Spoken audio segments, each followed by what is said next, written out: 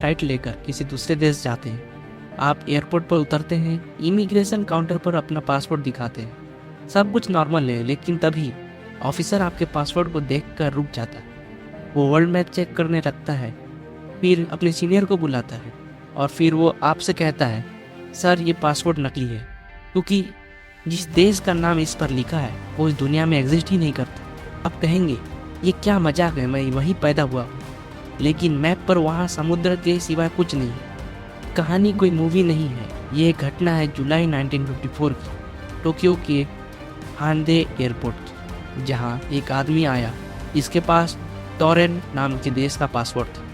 एक ऐसा देश जो हमारी पृथ्वी पर ही नहीं है। तो वो आदमी कौन था? क्या वो पागल था, कोई जासूस था, या फिर वो गलती से किसी पैरेलल यूनिवर्स में हमारी दुनिया में आ गिरा था? नमस्कार दोस्तों, आज हम बात करेंगे द मैन फ्रॉम टोरेन की मिस्ट्री पर। 9 जुलाई का साल 1954, एक यूरोपियन देखने वाला आदमी जिसने सूट पहना था कस्टम्स काउंटर पर आया। वो बहुत स्मार्ट लग रहा था, जापानीज समेत कई लैंग्वेज बोल रहा था। उसने अपना पासपोर्ट दिया। पासपोर्ट देखने में एकदम असली लग रहा था। उस पर स्टैम्प लगा था, वीज़ा सील्स थी, लेकिन कंट्री का नाम था टोरेन। ऑफिसर्स ने पूछा, ये टोरेन कहाँ है? उस आदमी ने गुस्से में कहा, मजाक मत करो, मेरा देश 1000 साल पुराना है। उसने मैप पर उंगली रखी, फ्रांस और स्पेन के बॉर्डर पर, लेकिन वहाँ टोरेन नहीं, एंडोरा नाम के एक छोटा सा देश था। आदमी शॉक हो गया। उसने कहा, ये एंडोरा क्या है? ये जगह तो टोरेन है, ये मैप गलत है। सोचिए सिचुएशन क्या थी। ऑफिसर्स को लग रहा था कि ये आदमी पागल है, और उस आदमी को लग रहा था कि पूरी दुनिया पागल हो गई या कोई प्रैंक चल रहा, प्रैंक कर रहा, क्योंकि उसके हिसाब से उसका देश वहीं होना चाहिए था।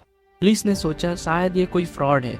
उन्होंने उसकी तलाशी दी, लेकिन जो मिला उसने मिस्ट्री को और गहरा कर दिया।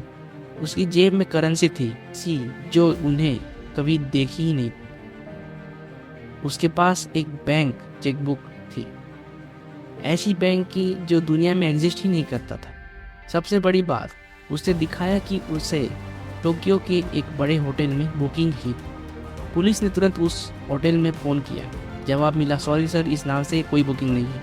इनफैक्ट जिस कंपनी के लिए ये आदमी काम करने आया था, वो कंपनी भी जापान में एग्जिस्ट ही नहीं करती। अब डर का माहौल बन गया था। ये आदमी झूठ नहीं बोल रहा था, वो जेन्युइन लग रहा था, वो डरा हुआ था। अगर वो झूठ बोल रहा था तो उसने इतने परफेक्ट नकली डॉक्यूमेंट कैसे बनवाए? और अगर वो सच बोल रहा था तो क्या हमारी रियलिटी में कोई ग्लिच आ गया था? रात हो चुकी थी, पुलिस कंफ्यूज थी कि इसका क्या करे। उन्होंने डिसाइड किया कि इन्वेस्टिगेशन सुबह करेंगे। उन्होंने उस आदमी को एक होटल के कमरे में बंद कर दिया। दरवाजे के बाहर 2 गार्ड्स खड़े कर दिए ताकि वो भाग ना सके। कमरा हाई फ्लोर पर था, खिड़की में ग्रिल्स नहीं थी, लेकिन नीचे गिरने का मतलब था सीधा मौत। अगली सुबह जब दरवाज़ा खोला गया, कमरा खाली था। ना वो आदमी था, ना उसके बैग थे, ना उसका वो टोरेन वाला पासपोर्ट था। सब गायब हो चुका। गार्ड्स ने कसम खाई कि उन्होंने रात भर पलक भी नहीं झपकाई थी। कोई बाहर नहीं आया था और खिड़की से भागना नामुमकिन था। वो आदमी हवा में गायब हो गया, जैसे वो कभी आया ही नहीं था। फिर वो था कौन? इस घटना को एक्सप्लेन करने के लिए 2 थ्योरीज दी जाती है। पहला, theory number 1, parallel universe. East मानते हैं कि हमारा यूनिवर्स के साथ कई और यूनिवर्स चल रहे हैं, जिसे हम मल्टीवर्स कहते हैं। शायद उस दिन किसी कॉस्मिक ग्लिच की वजह से वो आदमी गलती से यूनिवर्स ए टोरेन से यूनिवर्स बी अर्थ में आ गया, और जब वो ग्लिच ठीक हुआ, वो वापस अपनी दुनिया में खींच लिया गया, इसलिए उसका पासपोर्ट भी गायब हो गया। Theory number 2, the real truth. कुछ रिसर्चर्स कहते हैं कि ये कहानी सच है, पर थोड़ी मिर्ची मसाला लगाकर बढ़ाई गई है। रियल में एक आदमी था, जॉन जैगरस।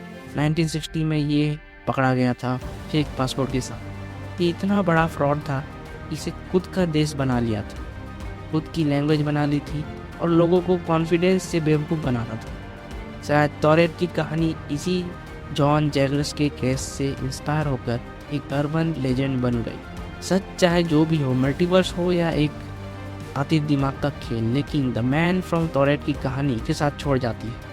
हम अपनी रियलिटी पर इतना भरोसा करते हैं, लेकिन क्या हो अगर कल आप सोकर उठें और पाएं कि आपका शहर, आपका नाम, आपकी पहचान एग्जिस्ट ही नहीं करता? क्या आप प्रूव कर पाएंगे कि आप कौन हैं?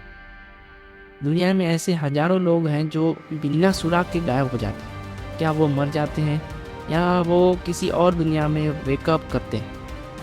आपको क्या लगता है, वो आदमी टाइम ट्रेवल में था या फ्रॉड? कमेंट करके बताएं। वीडियो इंटरेस्टिंग लगे तो लाइक दबाएं और शेयर करें। ईवो लर्नर्स को सब्सक्राइब करें ऐसे ही मिस्ट्रीज के लिए। मिलते हैं अगली वीडियो में।